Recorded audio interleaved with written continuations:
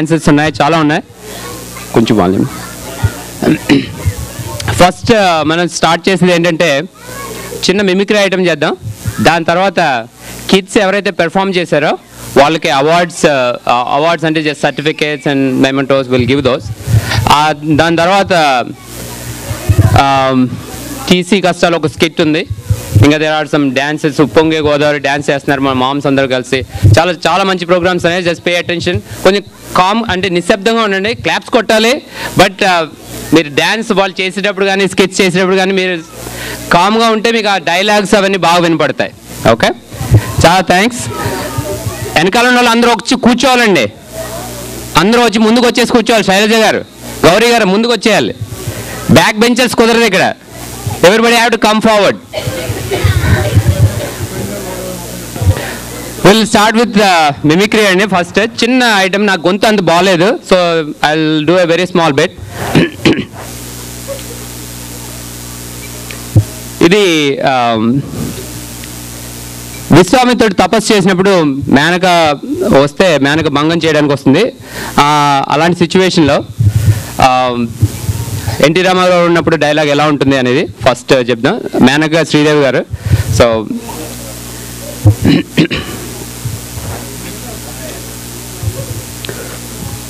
నవ యౌవన సౌందర్య లావణ్య రాశి నీ పేరు? మేనక. మేనక మేనక పేరు విరగానే మేను పులకరించుచున్నది. మేనక ఏమి నీ కోరిక? స్వామి మీద సంసారం చేసి భారతదేశానికి వారసుని ప్రసాదించాలని. Sorry, bear my voice. భారతదేశానికి వారసులు, ఒక మరొక వారసుడా పోయిరమ్ము అలా అంటుంది.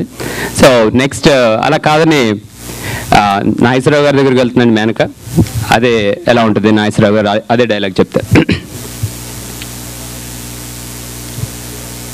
దవా ఎవర సౌదర్య లావణ్య రాశి నీ పేరు? మేనక. మేనక మేనక పేరు విరగానే పేరు పులకరించుచున్నది. మేనక ఏమి నీ కోరిక? స్వామి మీద సంసారం చేసి భారతదేశానికి వారసుని ప్రసాదించాలని. అలా జరగడానికి వీల్లేదు. ఎందుకంటే నేను ఎప్పుడు ఫ్యామిలీ ప్లానింగ్ ఆపరేషన్ చేసేసుకున్నాను. ఆయన డాక్టర్ గారు కదండి.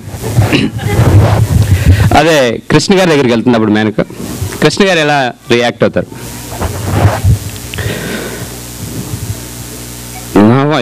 సౌందర్య లావణ్య రాశి నీ పేరు? మేనక. మేనక నీ పేరు వినగానే మేను పులకరించుతున్నది. మేనక ఏమి నీ కోరిక? స్వామి మీద సంసారం చేసి భారతదేశానికి వారసుని ప్రసాదించాలని. వద్దు మేనక వద్దు. నాకు అప్పుడే నా వంశోద్ధరుడు ఫ్రెండ్స్ చాలా బాగా ముందుకు వెళ్తున్నాడు. ఇప్పుడు నీతో వంశోద్ధరుడు అంటే వద్దు మేనక వద్దు. అలా ఉంటుందండి. అదే డైలాగ్ చిరంజీవి గారు చెప్తే అలా ఉంటుంది.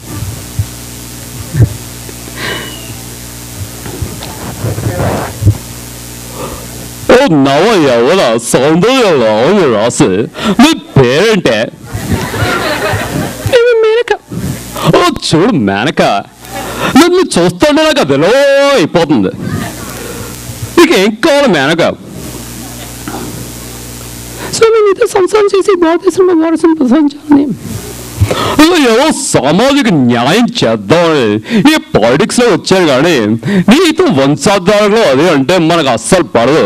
నువ్వు అట్టే ఇట్టే నా వెనక పడ్డావు అనుకో, చెయ్యి చావు రఫ్గా ఉంది, రఫ్ ఆడించేస్తాను. దట్స్ ఇట్ అండి. Thank you.